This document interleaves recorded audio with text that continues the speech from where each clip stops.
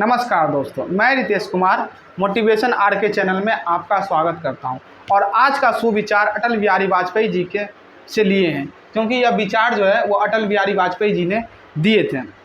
पहले इस विचार को पढ़ेंगे और उसके बाद इस विचार को समझेंगे और इस चीज़ की थोड़ी सी कोशिश हम करेंगे कि अटल बिहारी वाजपेयी जी ने क्या सोचकर इस लाइन को लिखे हैं। थोड़ा सा हम कोशिश करेंगे कि कहाँ तक हम पहुँच पाते हैं। चलिए पहले पढ़ लेते हैं, उसके बाद इसके बारे में समझते हैं कि छोटे मन से कोई बड़ा नहीं होता और टूटे मन से कोई खरा नहीं होता।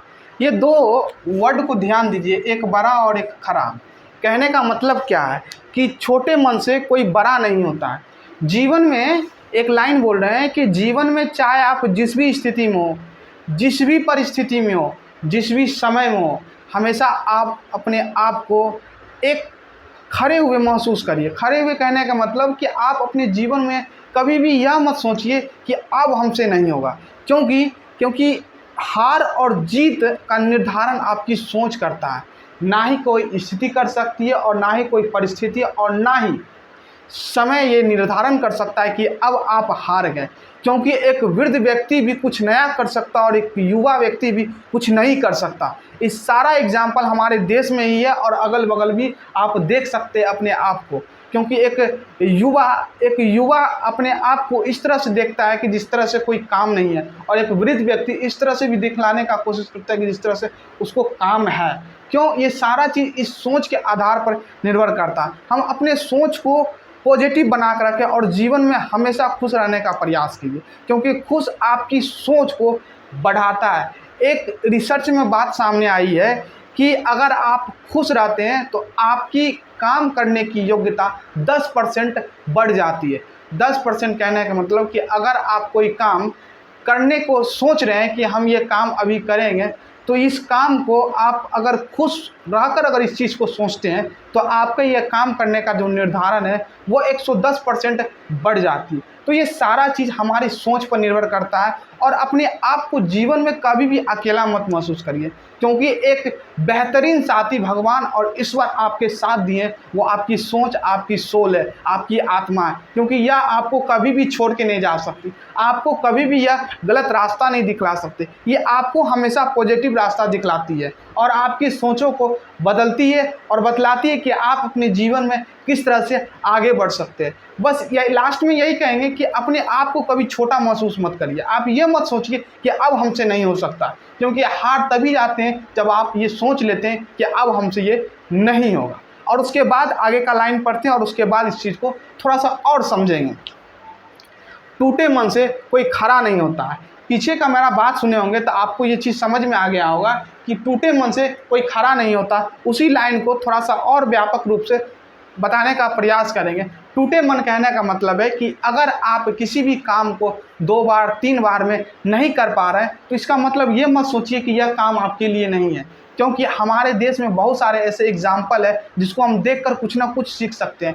अक्सर आप न्यूज़पेपर में देखते होंगे और न्यूज़ चैनल अगर देखते होंगे तो सुनते होंगे कि हमारे देश में खास करके IAS, Indian administrative service, UPSC के अंतर्गत जो सेलेक्ट होते हैं वो अधिकतर स्टूडेंट मैट्रिक में कम नंबर लाते हैं, 12th में कम नंबर लाते हैं, या 2 बार फेल कर जाते हैं, 1 बार फेल कर जाते हैं, उसके बाद वो पास करते हैं, 50% से पास करते हैं। इस तरह का करके उसके बाद भी वो IAS टॉपर बन जाते हैं, IAS कंप्लीट कर लेते हैं। ऐसा क्यों होता है? ये सारी हमारी सोच पर निर्भर करता है। हम अपने आप को इस तरह से सोचने लगते हैं कि हम कुछ नहीं कर पाते। और एक और भी स्त्री का एग्जाम्पल है कि आप IAS बन के भी अपने आप को आत्महत्या कर लेते हैं, अपने आप के जीवन को समाप्त कर लेते हैं। तो ये सारा चीज़ है, हम अपने सोच पे आधारित है। हम यह नहीं कर सकते कि एक उच्च व्यक्ति कोई निम्न काम नहीं कर सकता या एक छोटा व्यक्ति कोई अच्छा काम नहीं कर सकता। ये सारा चीज़ हमारे सोच पर आधारित है। इसीलिए थोड़ी सी अपनी सोच को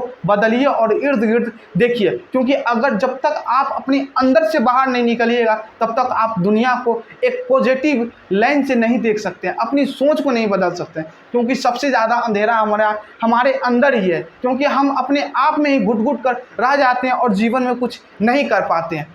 यही सब चीज़ है। और थोड़ा सा अटल बिहारी वाजपेयी जी के बारे में थोड़ा सा बतलाते हैं कि उन्होंने इस लाइन के बारे में क्या सोचकर हम जो समझते हैं उसके बारे में थोड़ा सा एक स्थिति का जिक्र करेंगे। भारत की स्थिति है उसके साथ इसको जोड़कर समझने का प्रयास करेंगे। जिस समय हमारे अटल बिहारी वाजपेयी भारत के प्रधानमंत्री बने दूसरी बार 1998 में, उस समय हमारे देश में एक कीर्तिमान कार्य हुआ था जिसे 1974 में पहली बार किया गया था। 1974 में यह कार्य था परमाणु परीक्षण। 1974 में जो किया गया था परमाणु परीक्षण, वह इंदिरा गांधी की सरकार में किया गया था परमाणु परीक्षण। लेकिन इस 1974 में जो किया गया था वह एक तरह से हमारे द्वारा जो नहीं होता है कि हम क्या किए, उस चीज़ का एक नमूना था कि एक सरकार देखना चाह रहे थे कि हाँ कि ये चीज़ हमारा सक्सेस है कि नहीं। क्योंकि अंतर्राष्ट्रीय रूप से यह कहा जाता है कि ये भारत सरकार 1974 में इसी चीज़ की जानकारी और इसी चीज़ का माप कर रही थी कि हमारे द्वारा जो काम किया जा रहा है वह सही रूप में चल रहा है कि नहीं चल रहा है। ये परमाणु परीक्षण भारत सरकार के द्वारा कहा जाता है कि हम परमाणु संपन्न देश 1974 में ही हो गए, लेकिन अंतर्राष्ट्रीय रूप से कहा जाता है कि ये 1998 में हुए।